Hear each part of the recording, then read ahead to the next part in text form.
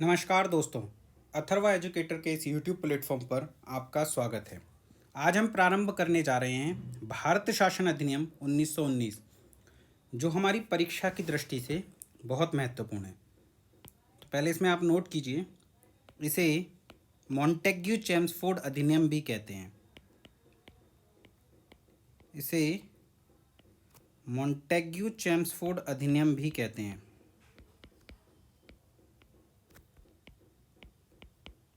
इसे Montagu Chelmsford अधिनियम भी कहते हैं। अब तक भारत के हर छोटे बड़े एग्जाम में दसियों बार यह प्रश्न आ चुका है कि निम्न में से कौन सा अधिनियम है जिसे मॉन्टेग्यू चेम्सफोर्ड अधिनियम कहते हैं। तो उत्तर होगा भारत शासन अधिनियम 1919। लेकिन इसे मॉन्टेग्यू चेम्सफोर्ड अधिनियम क्यों कहते हैं? तो ध्यान रखिएगा, मॉन्टेग्यू तत्कालीन भारत के सचिव थे, भारत सचिव थे, जबकि चेम्सफोर्ड तत्कालीन वायसराय थे। तत्कालीन वायसराय या फिर आप कह सकते हैं गवर्नर जनरल थे। मार्ले मिंटो सुधार के समय में भी मैंने आपको समझाया था कि अगर आपको कोई कन्फ्यूज़न हो कि कौन इसमें से भारत सचिव था, कौन इसमें से वायसराय था, तो वायसराय का पद भारत सचिव के पद की तुलना में छोटा है। छोटा पद है, पीछे आएगा, बड़ा पद आगे आएगा।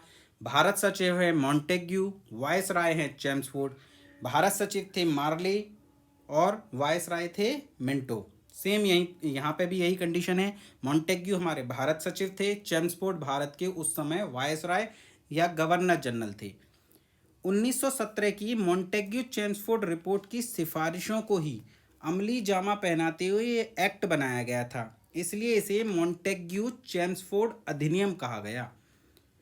अगर हम इस अधिनियम के प्रावधानों पर गौर करें तो एक बहुत महत्वपूर्ण प्रश्न बनता है, एग्जाम की दृष्टि से बहुत महत्वपूर्ण प्रश्न बनता है कि किस अधिनियम में सर्वप्रथम उत्तरदायी शासन जैसे शब्दों का प्रयोग किया गया। तो भारत शासन अधिनियम 1919 ही वो अधिनियम है जिसकी प्रस्तावना में उत्तरदायी शासन व्यवस्था का उल्लेख था। तो आप नोट कीजिए, सर्वप्रथम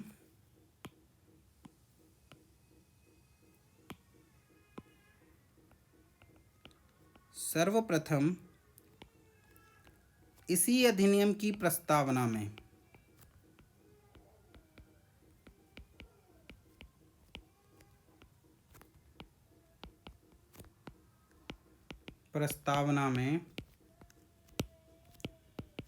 उत्तरदायी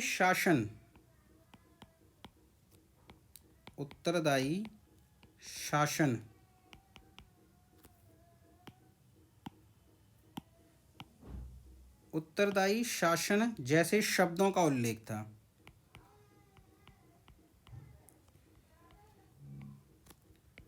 उत्तरदायी शासन जैसे शब्दों का उल्लेख था।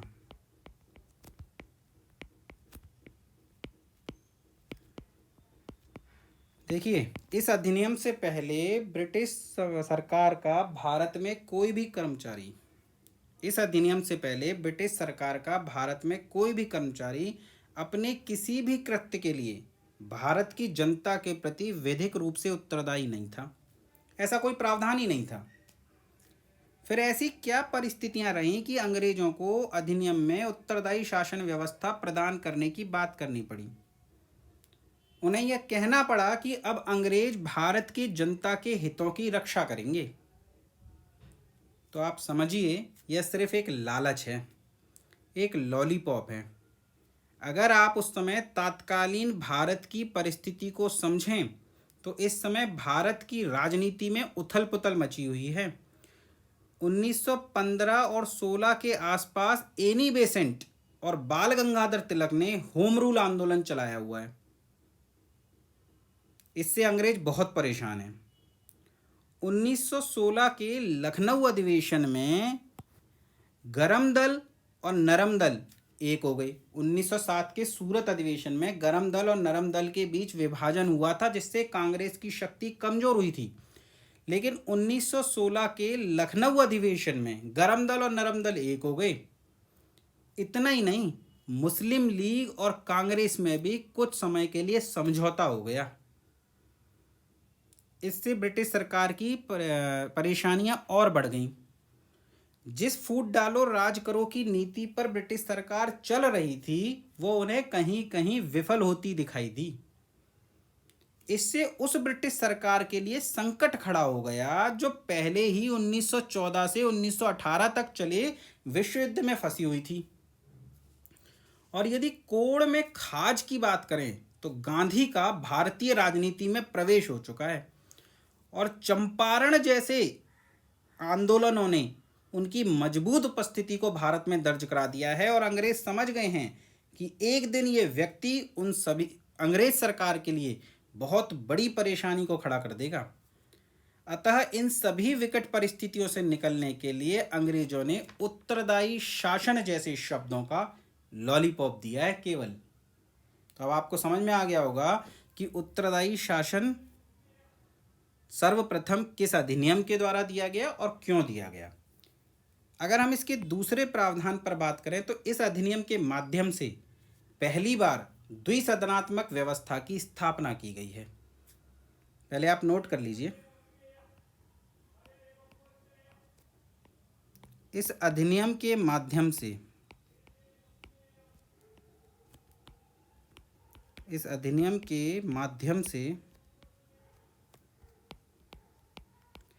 पहली बार द्विसदनात्मक व्यवस्था,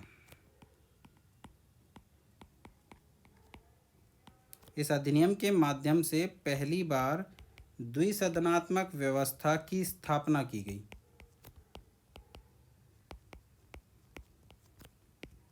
इस अधिनियम के माध्यम से पहली बार द्विसदनात्मक व्यवस्था की स्थापना की गई। वर्तमान में भी तो संसद में दो सदन हैं, एक हम लोकसभा और कहते हैं और एक को हम राज्यसभा कहते हैं। यानी वर्तमान में भारत में द्विसदनात्मक व्यवस्था है। भारत के बहुत से राज्यों में जैसे यूपी हो गया, बिहार हो गया, इनमें दो सदन हैं। एक को हम विधानसभा कहते हैं और एक को विधान परिषद कहते हैं। अर्थात इन राज्यों में भी द्विसदनात्मक व्यवस्था है। जबकि पश्चिम बंगाल, तमिलनाडु, केरल जैसे कई राज्य हैं जहां केवल एक सदन है, जिसे हम विधानसभा के नाम से जानते हैं। अर्थात वहां पर एक सदनात्मक व्यवस्था है।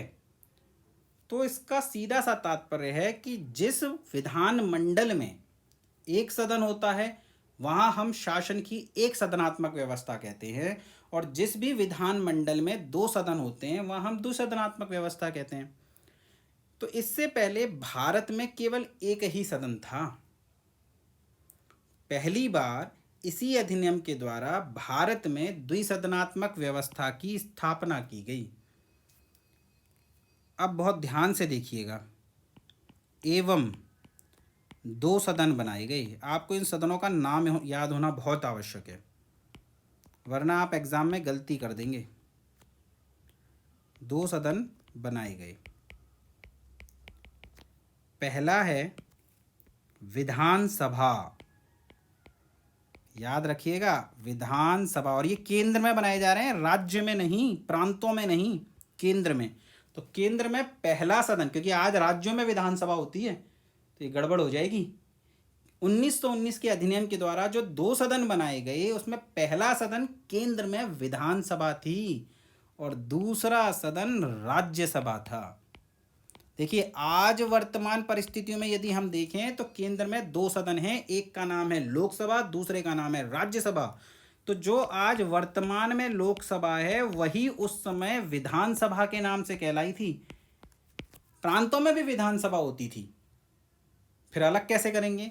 तो केंद्र में जो विधानसभा थी उसे हमने केंद्रीय विधानसभा कहा, सेंट्रल लेजिस्लेटिव असेंबली। आपने पढ़ा होगा 1926 में विट्ठल भाई पटेल पहले भारतीय थे जो सेंट्रल लेजिस्लेटिव असेंबली, केंद्रीय विधानसभा के अध्यक्ष बने थे।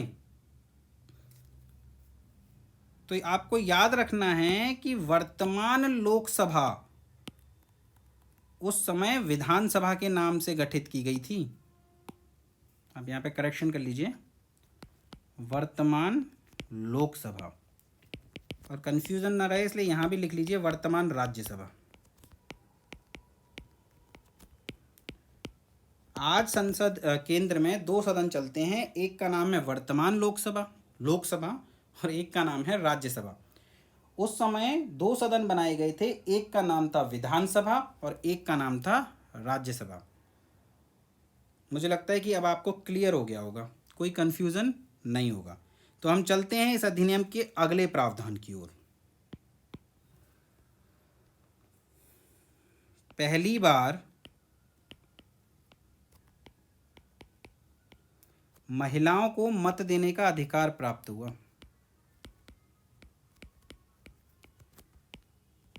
पहली बार महिलाओं को मत देने का अधिकार प्राप्त हुआ।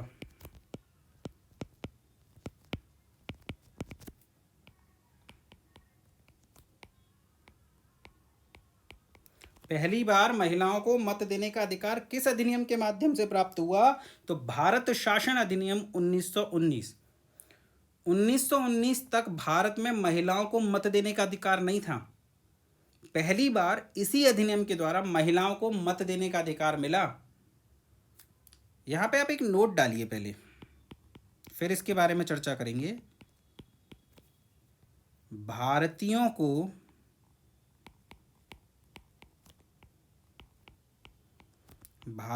को सर्वप्रथम वोट डालने का अधिकार।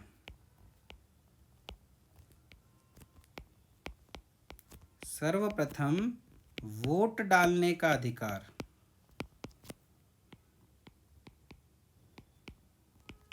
भारतीयों को सर्वप्रथम वोट डालने का अधिकार 1892 के अधिनियम से प्राप्त हुआ। 1892 के अधिनियम से प्राप्त हुआ। भारतीयों को सर्वप्रथम वोट डालने का अधिकार 1892 के अधिनियम से प्राप्त हुआ।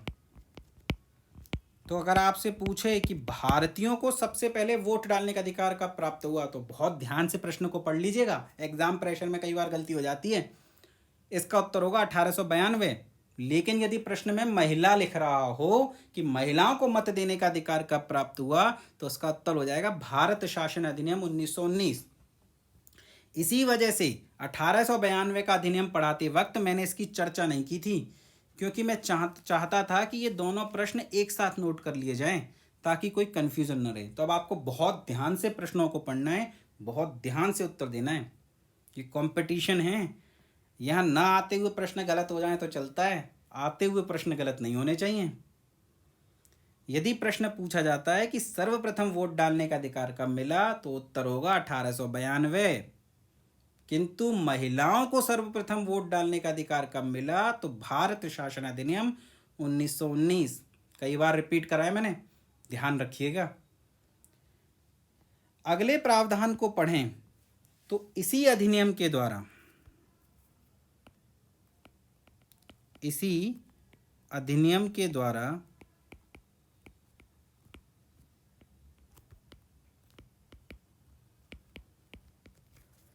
प्रांत व केंद्र में विषयों का बंटवारा हुआ। प्रांतों व केंद्र में विषयों का बंटवारा हुआ। देखिए, अगला प्रावधान मैं आपको समझाऊं उससे पहले आपको ये प्रावधान पढ़ना बहुत जरूरी है। प्रश्न की दृष्टि से तो ये है ही इंपॉर्टेंट कि प्रांतों और केंद्रों में विषयों का बंटवारा कब हुआ, लेकिन अगला प्रावधान पढ़ने के लिए आपको यह प्रावधान समझना बहुत आवश्यक है। देखिए, आज भारत में संघ सूची है, राज्य सूची है, समवर्ती सूची है, सभी में अलग अलग विषय हैं। संघ सूची में जो विषय हैं उन पर कानून बनाने का अधिकार सेंट्रल गवर्नमेंट को है। राज्य सूची में जो विषय हैं उनमें कानून बनाने का अधिकार राज्य सूची को है। समवर्ती सूची में जो विषय हैं उसमें राज्य भी कानून बना सकती है, केंद्र भी कानून बना सकती है। तो उस समय समवर्ती सूची तो नहीं, पर प्रांतों और केंद्रों में विषय का बंटवारा हो गया। केंद्र सूची में जो कानून लिख दिए गए उन पर केंद्र का सरकार कानून बनाती थी, गवर्नर जनरल कानून बनाती थी, या विधानसभा जो अभी अभी हमने गठित की है, राज्यसभा गठित की है, वो कानून बनाते थे। प्रांतों में उस समय भारत में लगभग 11 प्रांत थे, और प्रांतों में गवर्नर जनरल था, गवर्नर थे। केंद्र में गवर्नर जनरल था, प्रांतों में गवर्नर थे, और प्रांतों में विधानसभा भी थी। ध्यान रखिएगा, एक सदनात्मक व्यवस्था चल रही है अभी प्रांतों में, तो प्रांतों में प्रांतीय विधानसभा थी। तो विषयों का बंटवारा हो गया। केंद्र में कानून बनाने का कार्य विधानसभा और राज्यसभा को दे दिया गया। प्रांतों में कानून कौन बनाएगा उसके बारे में हम बाद में चर्चा करेंगे, लेकिन प्रांतों को अपने विषय दे दिए गए कि अब आप इन विषयों पर कानून बनाएंगे। ठीक है, तो अब अगला प्रावधान पढ़िए।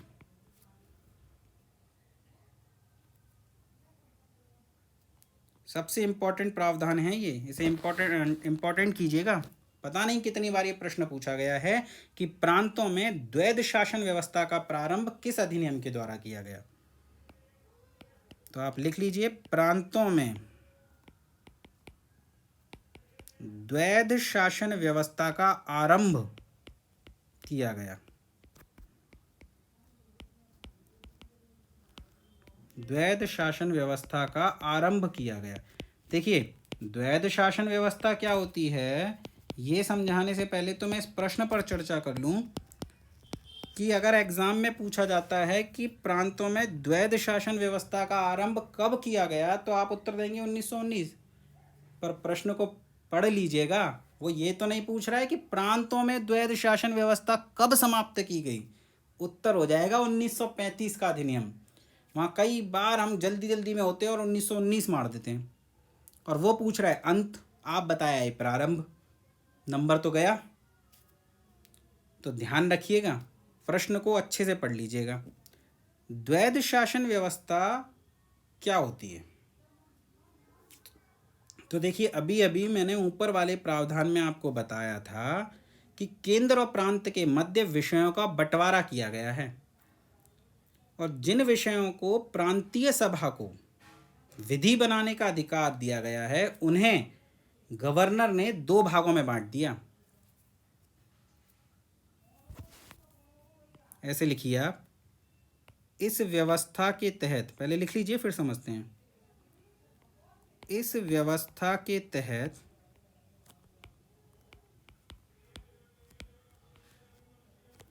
प्रांतीय विषयों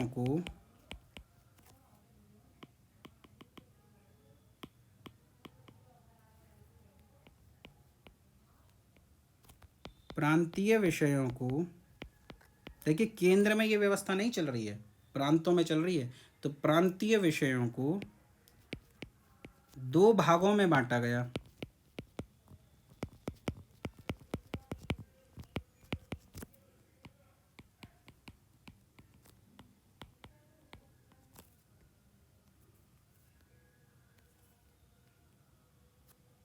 पहला, आरक्षित कार्य।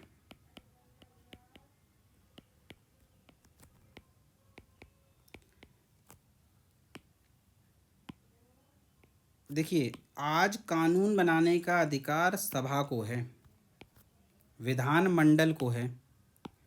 अगर केंद्र में बात की जाए तो कानून बनाने का अधिकार संसद को है, और यदि राज्यों में बात की जाए तो विधानसभा, और जहां विधान परिषद है वहां विधान परिषद को है। क्या ऐसे कोई विषय हैं जिन पर कानून बनाने का अधिकार राष्ट्रपति को दिया गया हो? नहीं, अध्यादेश अलग होता है, उसको यहाँ मिक्स मत कीजिएगा। कानून बनाने का अधिकार राष्ट्रपति को नहीं दिया गया है साधारण परिस्थितियों में, और अध्यादेश भी तो अगर राष्ट्रपति पास कर भी देता है तो उसे कानून तो संसद ही बनाती है ना। इसी तरीके से राज्यपाल को भी कानून बनाने का अधिकार प्रदान नहीं किया गया है, लेकिन 1919 के इस अधिनियम के द्वारा कुछ विषयों को उस राज्य के गवर्नर के लिए आरक्षित कर दिया गया कि इन विषयों पर विधि बनाने का अधिकार, आरक्षित से आप समझ जाएंगे, गवर्नर के लिए विषयों को आरक्षित कर दिया गया। इन विषयों पर विधि बनाने का अधिकार गवर्नर और उसकी कार्यकारी परिषद को था। इन विषयों पर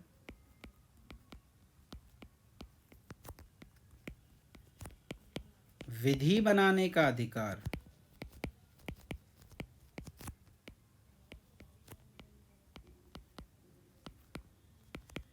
प्रांतीय गवर्नर, गवर्नर जनरल से कंफ्यूज मत कीजिएगा, प्रांतीय गवर्नर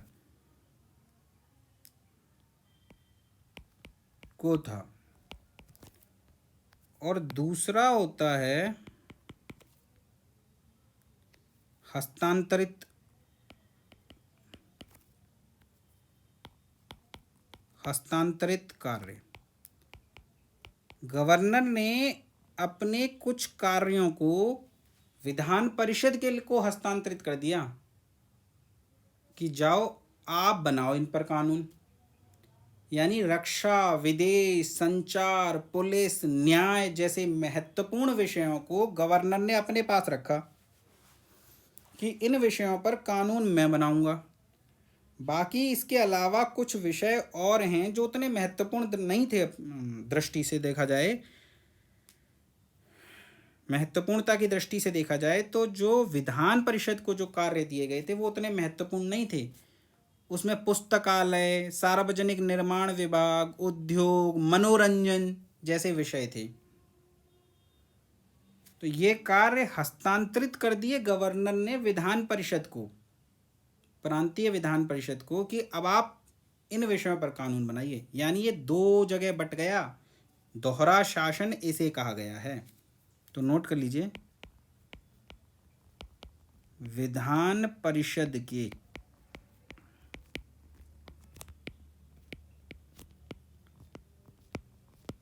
चुने हुए प्रतिनिधियों को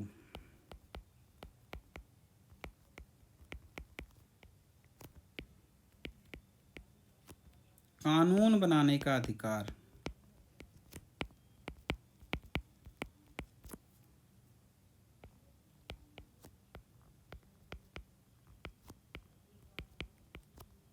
दिया गया।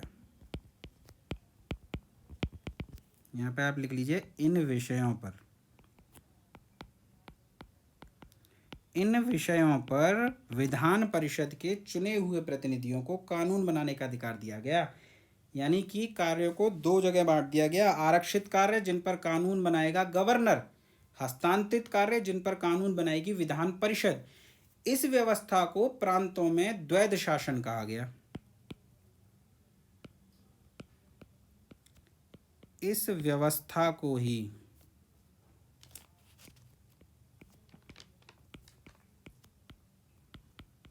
प्रांतों में द्वैध शासन कहा गया।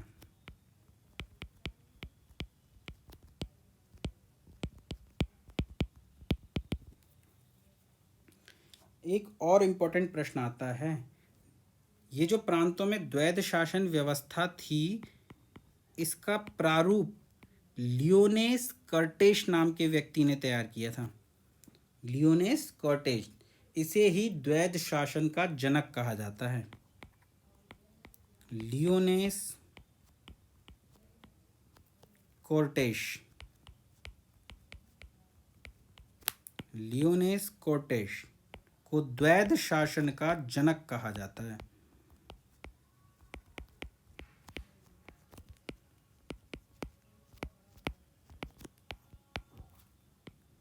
लियोनेस कर्टेश को द्वैध शासन का जनक कहा जाता है। ठीक है। 1919 के अधिनियम में जो द्वैध शासन का प्रावधान था वह लियोनेस कर्टेश की योजना पर आधारित था। इस कारण इसे द्वैध शासन का जनक कहा जाता है। 1919 के अन्य प्रावधानों पर यदि हम बात करें तो 1909 में, आपको याद होगा 1909 के भारत शासन अधिनियम द्वारा ब्रिटिश संसद ने भारत में सांप्रदायिक निर्वाचन प्रणाली की शुरुआत की थी। बंगाल का विभाजन हुआ था 1905 में, जब भारत में हिंदू मुस्लिम एकता को तोड़ने का प्रयास किया गया था। और दूसरा अवसर था 1909 का सांप्रदायिक निर्वाचन प्रणाली, जिसने भारत की एकता को खंड खंड कर दिया। इस सांप्रदायिक निर्वाचन प्रणाली का कांग्रेस ने प्रारंभ में पुरजोर विरोध किया था, लेकिन मुस्लिम लीग इस सांप्रदायिक निर्वाचन प्रणाली के पक्ष में थी और कांग्रेस विरोध कर रही थी। तो मुस्लिम लीग और कांग्रेस में तनाव लगातार बढ़ता चला गया, जो देश के स्वतंत्रता आंदोलन के लिए घातक था। तो इस तनाव को कम करने का प्रयास किया गया बाल गंगाधर तिलक और एनी बेसेंट के द्वारा, और इस तनाव को समाप्त करने के लिए कांग्रेस ने 1916 के लखनऊ अधिवेशन में मुस्लिम लीग से समझौता कर लिया और सांप्रदायिक निर्वाचन प्रणाली को अपनी स्वीकृति दे दी। अंग्रेजों के इससे हौसले बढ़ गए कि भाई अगर हम ऐसा कुछ करते हैं तो भारतीयों के बीच फूट अवश्य पड़ेगी। तो अंग्रेजों ने सांप्रदायिक निर्वाचन प्रणाली का विस्तार कर दिया।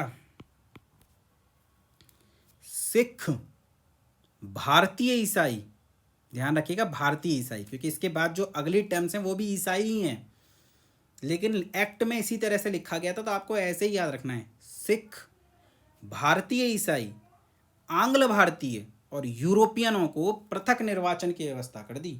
यानी अब इनके क्षेत्र में भी भारतीय ईसाई खड़ा होगा आरक्षित क्षेत्रों में और भारतीय ईसाई वोट डालेंगे, या जहां सिख के लिए आरक्षित है तो सिख खड़ा होगा और सिख ही वोट डालेंगे, चाहे सिख की संख्या कितनी भी कम हो, पर आरक्षित क्षेत्र है। तो इस तरीके से अब भारत को बांटा जा रहा है। ध्यान रखिएगा, अभी दलितों को इसमें शामिल नहीं किया गया है, दलितों को नहीं किया गया है। मुसलमानों को दिया गया था 1909। आपसे पूछेगा मुसलमानों को कब पृथक निर्वाचन प्रणाली की पृथक निर्वाचन की व्यवस्था प्रदान की गई, तो 1909। सिखों को कब प्रदान की गई, 1919। भारतीय ईसाई, आंग्ल भारतीय, यूरोपियनों को कब प्रदान की गई, 1919। ठीक है, तो लिखिए, इस अधिनियम के द्वारा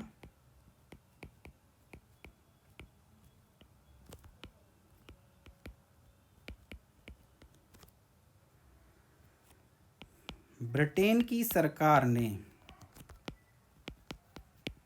इस अधिनियम के द्वारा ब्रिटेन की सरकार ने सांप्रदायिक निर्वाचन प्रणाली का विस्तार किया। सांप्रदायिक निर्वाचन प्रणाली का विस्तार किया।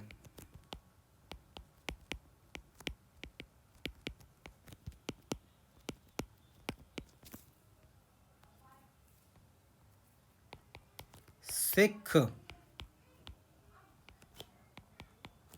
भारतीय ईसाई, आप ईसाई नहीं बोलेंगे, भारतीय ईसाई, आंग्ल भारतीय,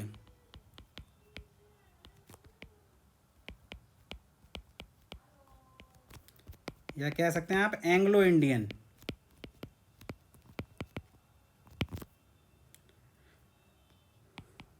यूरोपियन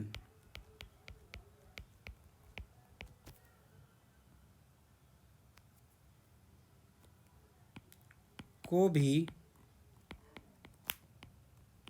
पृथक निर्वाचन प्रणाली के तहत शामिल किया गया।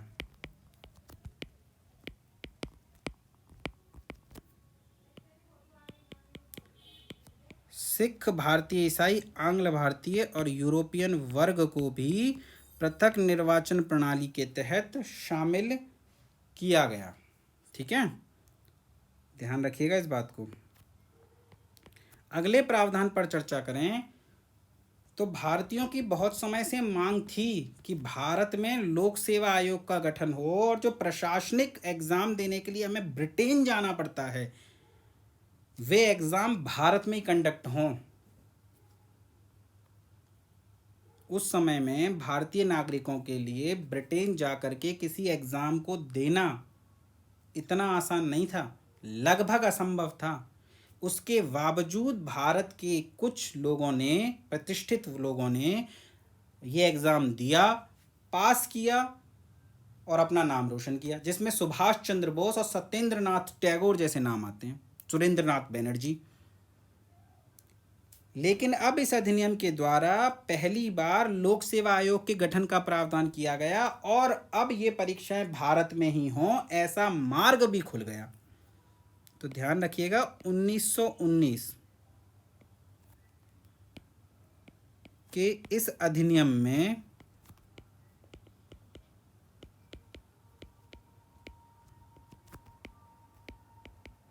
पहली बार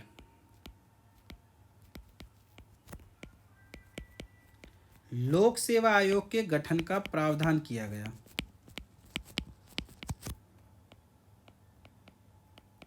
लोक सेवा आयोग के गठन का प्रावधान किया गया।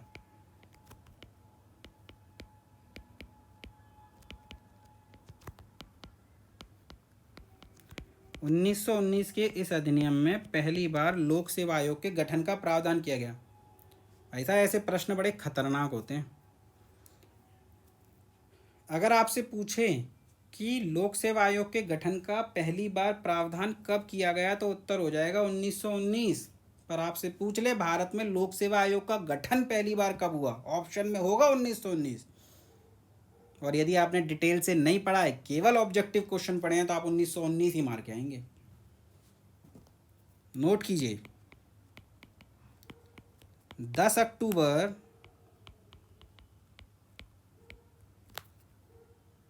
1926, 10 अक्टूबर 1926 को ली आयोग की सिफारिश पर 1919 के अधिनियम में तो प्रावधान किया गया है गठन किया जाएगा, लेकिन किसी आयोग का गठन होने के लिए पहले एक समिति बनाई जाती है कि क्या आयोग की संरचना होगी, क्या आयोग के कार्य होंगे, ये सब तय किए जाते हैं उस समिति के द्वारा।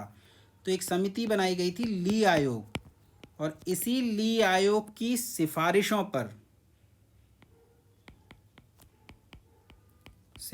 पर भारत में पहली बार लोक सेवा आयोग का गठन किया जा रहा है।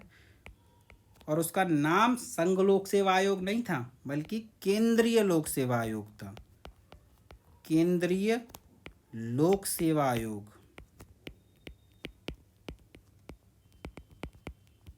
Central civil service commission. 3 प्रश्न बनते हैं यहां से। लोक सेवा आयोग के गठन का प्रावधान सर्वप्रथम कब किया गया? तो 1919 में यह प्रावधान किया गया। दूसरा प्रश्न बनता है भारत में सबसे पहले लोक सेवा आयोग का गठन कब हुआ? तो 10 अक्टूबर 1926 को लोक सेवा आयोग का गठन हुआ। तीसरा प्रश्न बनता है लोक सेवा आयोग का गठन किसकी सिफारिशों पर हुआ? तो ली आयोग की सिफारिशों पर हुआ। आशा करता हूं तीनों प्रश्न आपको समझ में आ गए होंगे और आपको कहीं कोई समस्या नहीं होगी इन प्रश्नों में। तो अगले प्रावधान को यदि हम देखें, बहुत बड़ा एक्ट है ये और बहुत इंपॉर्टेंट, पर ये सबसे बड़ा एक्ट नहीं है। इसके बाद आएगा 1935, वो हमारे लिए उतना ही इंपॉर्टेंट है और उतना ही बड़ा है। पहली बार केंद्रीय बजट को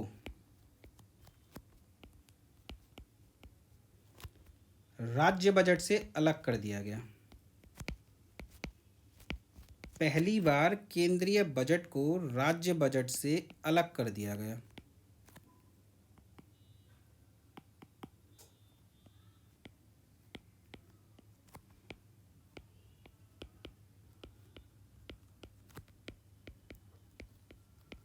पहली बार केंद्रीय बजट को राज्य बजट से अलग कर दिया गया।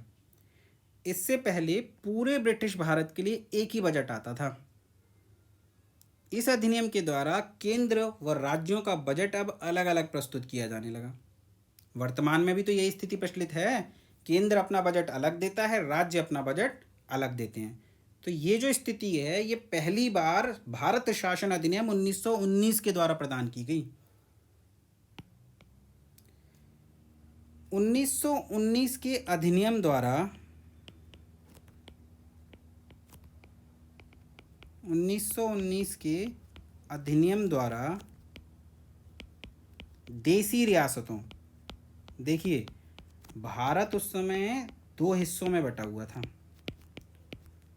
पहला, जहां भारत में ब्रिटेन का सीधा शासन था उन्हें हम कहते हैं ब्रिटिश भारत, और जहां पर देसी राजाओं का शासन था उन्हें कहते हैं देसी रियासत। सत्ता तो यहाँ भी ब्रिटेन की ही चलती थी, लेकिन नाम मात्र के लिए यहाँ पर शासक थे राजा। तो जो अधिनियम थे वो सीधे सीधे नहीं लागू होते थे यहाँ पर। ये जो व्यवस्थाएं की जा रही हैं, आरक्षित विषय, हस्तांतरित विषय, केंद्रीय बजट, राज्य बजट, ये सब ब्रिटिश भारत के लिए हैं, प्रांतीय भारत के लिए नहीं। प्रांतीय भारत में कानून तो राजाओं के चलते थे, लगान आता था, देखिए ना लगान मूवी। पर देसी रियासतों की अपनी अलग समस्याएं थीं, और देसी रियासतों की समस्याओं पर विचार करने के लिए, देसी रियासतों की समस्याओं पर विचार करने के लिए सर्वप्रथम इसी अधिनियम में एक आयोग बनाने की व्यवस्था की गई, प्रावधान किया गया, बनाया नहीं गया है, प्रावधान किया जा रहा है। विचार करने के लिए नरेंद्र मंडल। अब इसे नरेंद्र मंडल क्यों कहा गया?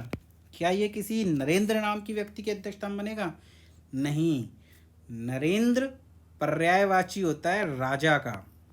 इसे नरेंद्र मंडल, नरेश मंडल,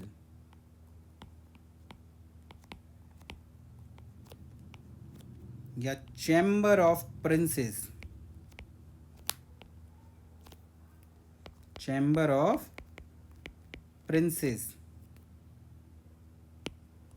का गठन किया गया। ऐसे लिखिए इसे,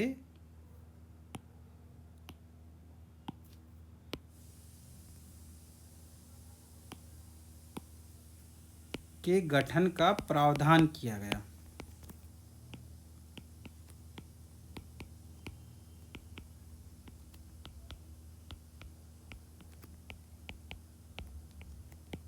ठीक है, तो ये थे 1919 के भारत शासन अधिनियम के प्रावधान। हमने इस अधिनियम के लगभग सभी महत्वपूर्ण प्रावधानों पर चर्चा कर ली है। अब हम अपना अगला अधिनियम 1935 का भारत शासन अधिनियम पढ़ेंगे। भारत शासन अधिनियम हमारे लिए बहुत महत्वपूर्ण है, क्योंकि हमारा जो संविधान है उसके बहुत से प्रावधान सीधे सीधे 1935 के इस भारत शासन अधिनियम से उठा लिए गए।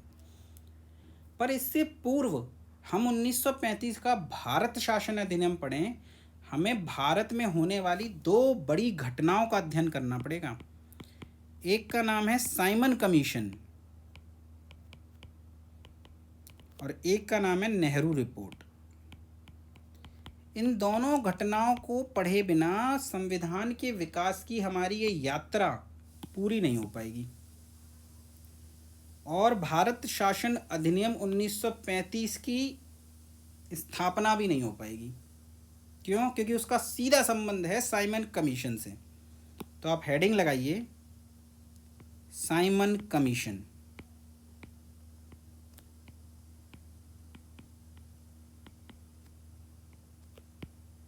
पहले इसमें नोट कीजिए, फिर इस पर चर्चा करेंगे। 1919 के भारत शासन अधिनियम में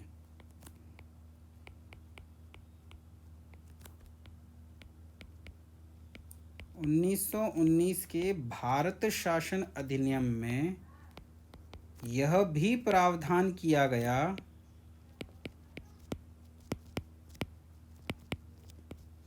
1919 के भारत शासन अधिनियम में यह भी प्रावधान किया गया कि 10 वर्षों बाद इस अधिनियम की समीक्षा के लिए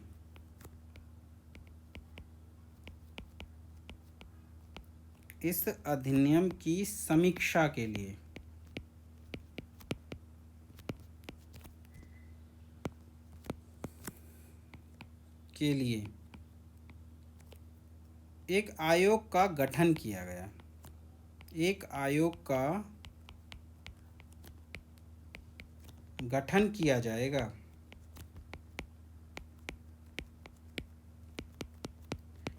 देखिए 1919 के भारत शासन अधिनियम में ये प्रावधान था कि जब इस अधिनियम को 10 वर्ष पूरे हो जाएंगे तो हम एक आयोग का गठन करेंगे जो इस अधिनियम की समीक्षा करेगा कि यह अधिनियम कहाँ तक अपने लक्ष्यों को पूरा कर सका है और इसकी कमियों को हम दूर करेंगे और अगले अधिनियम को बनाएंगे।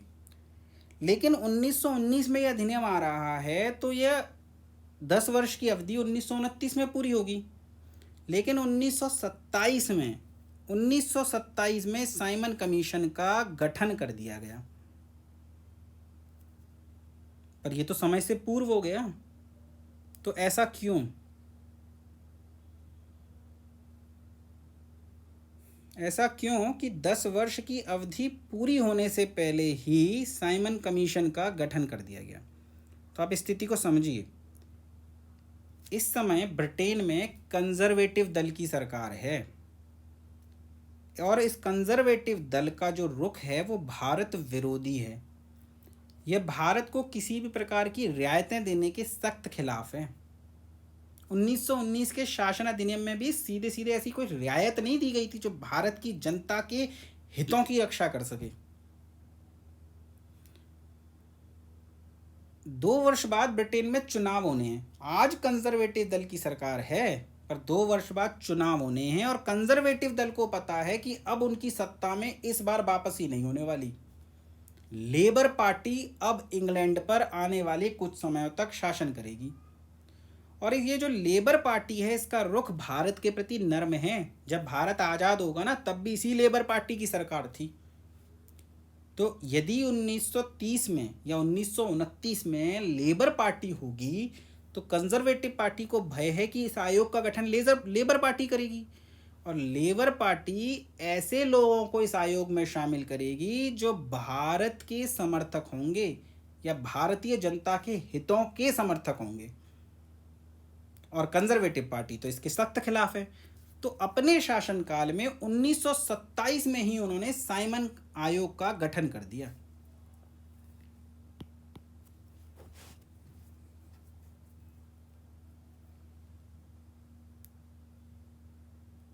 साइमन कमीशन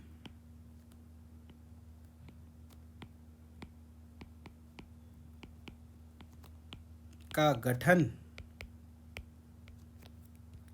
8 नवंबर 1927 को जॉन साइमन की अध्यक्षता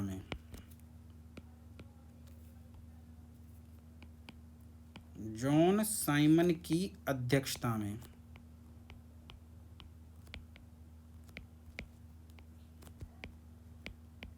तत्कालीन भारत राज्य सचिव, आपको इनका नाम याद होना चाहिए, भारत राज्य सचिव इसलिए नहीं याद होना चाहिए कि साइमन कमीशन का गठन कर रहे हैं, ऐसे तो फिर क्रिप्स मिशन का गठन करने वाले भारत सचिव का भी नाम याद होना चाहिए, कैबिनेट मिशन का भी नहीं, लेकिन आपको यह नाम याद होना चाहिए।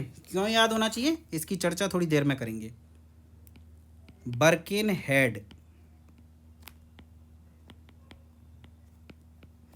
भारत राज्य सचिव बर्केनहेड ने इस कमीशन की स्थापना की थी या इस कमीशन का गठन किया था। तो आपसे पूछे कि साइमन कमीशन का गठन कब हुआ तो 1927। इस कमीशन में कुल 7 सदस्य थे। इस कमीशन में 7 सदस्य थे, सभी अंग्रेज और कोई भी भारतीय नहीं था। आप ऐसे लिखिए, सभी अंग्रेज थे नहीं और कोई भी भारतीय नहीं था।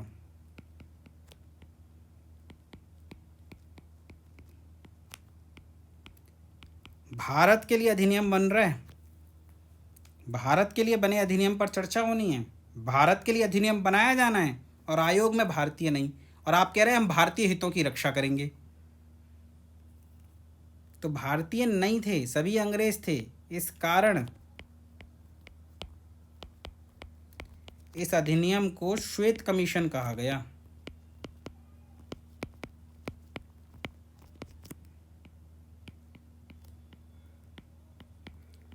श्वेत कमीशन कहा गया।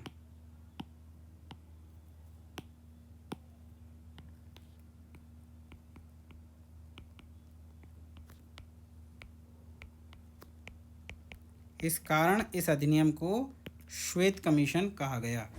1927 में इस अधिनियम का गठन हुआ है। आपसे पूछे भारत कब आया, तो ये कमीशन 2 बार भारत आया है। सबसे पहली बार 1928 में, उसके बाद 1929 में। याद रखने की कोई ज़्यादा परेशानी नहीं है। 1927 में गठन हुआ, 1928 में पहली बार भारत आया, 1929 में दूसरी बार भारत आया, 1930 में इसने अपनी रिपोर्ट सौंपी।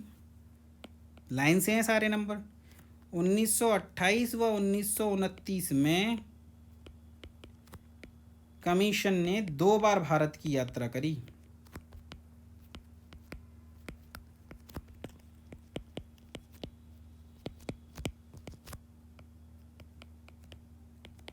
उन्नीस और 1928 और 1929 में कमीशन ने 2 बार भारत की यात्रा करी। वह 1930 में 1930 में अपनी रिपोर्ट सौंपी। अब रिपोर्ट सौंप दी तो उस रिपोर्ट पर चर्चा होगी कि नहीं होगी? तो इसी रिपोर्ट पर चर्चा करने के लिए 3 गोलमेज सम्मेलनों का आयोजन किया गया। आपको याद होगा कि दूसरे गोलमेज सम्मेलन में कांग्रेस की ओर से महात्मा गांधी राजपुताना जहाज से इंग्लैंड गए थे और वहां पुनः दलितों को पृथक निर्वाचन प्रणाली प्रदान की गई, जिस वजह से गांधी और अंबेडकर के मध्य विवाद हो गया और गांधी वापस लौट आए। ये वही गोलमेज सम्मेलन है। इतिहास में चर्चा करेंगे विस्तृत रूप से इसकी। इतिहास की बातें हैं, इतिहास में ही पढ़ेंगे। यहाँ हम सिर्फ उतनी चर्चा करेंगे जो हमारी पॉलिटी की दृष्टि से इम्पोर्टेंट है। तो साइमन कमीशन की रिपोर्ट पर चर्चा करने के लिए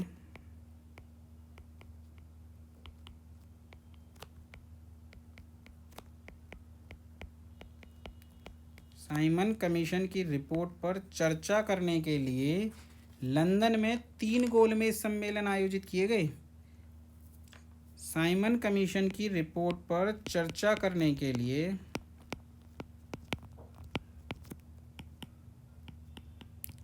लंदन में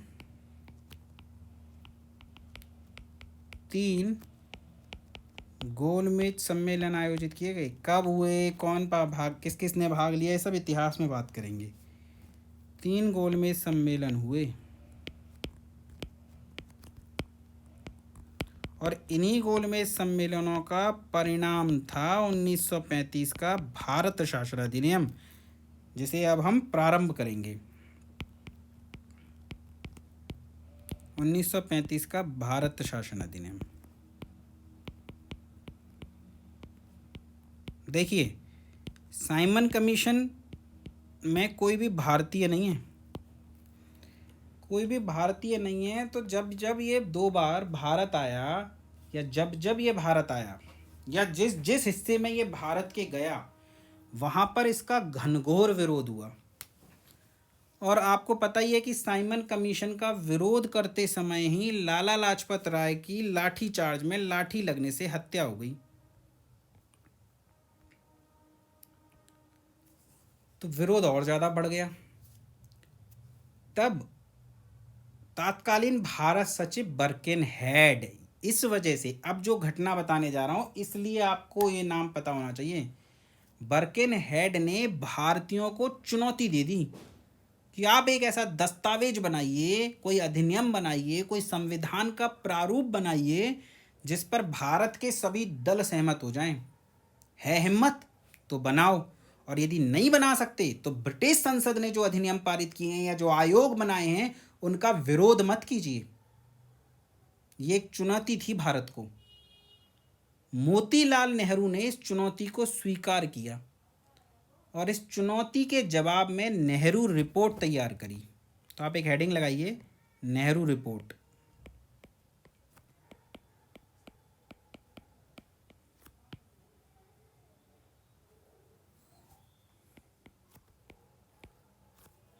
ऐसे लिखिए, तत्कालीन भारत सचिव, तत्कालीन भारत सचिव बर्किनहेड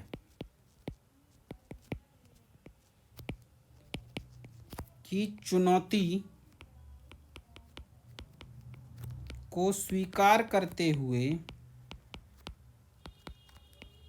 तत्कालीन भारत सचिव बर्किनहेड की चुनौती को स्वीकार करते हुए मोतीलाल नेहरू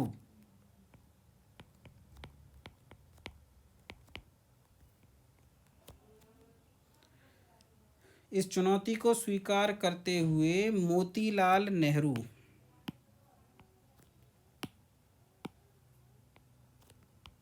व उनके साथियों ने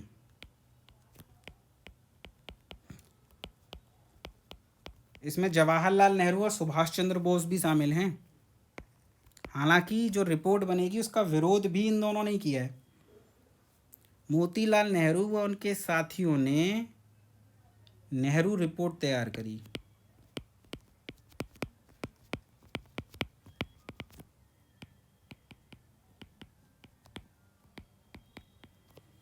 देखिए, जो बर्किनहेड ने कहा था कि आप ऐसा कोई दस्तावेज नहीं बना पाएंगे जिसमें सभी दल शामिल हों, तो ऐसा ही हुआ।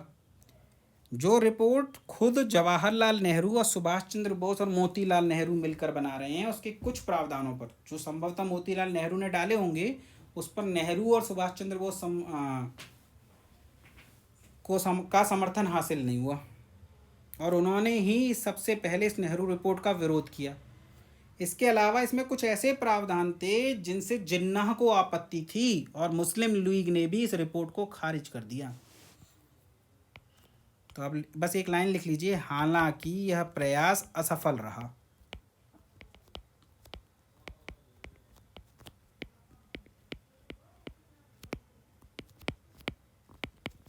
एक नोट डाल लीजिए, इंपॉर्टेंट क्वेश्चन है, हालांकि हिस्ट्री का है पर फिर भी लिख लीजिए। नेहरू रिपोर्ट के प्रत्युत्तर में, नेहरू रिपोर्ट के प्रत्युत्तर में जवाब में जिन्नाह ने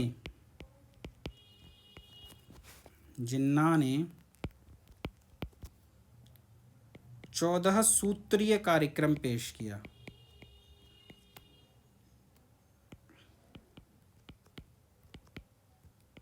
भाई बर्किनहेड ने तो सभी को चुनौती दी थी, जिसने बनाना है बना लो। उसने ये तो नहीं कहा था मोतीलाल नेहरू बनाए।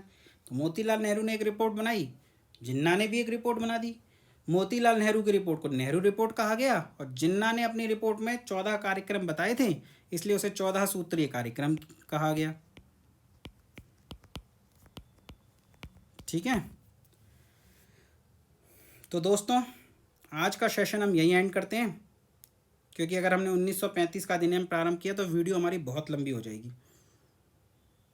तो नेक्स्ट वीडियो में हम भारत शासन अधिनियम 1935 पर चर्चा करेंगे। धन्यवाद।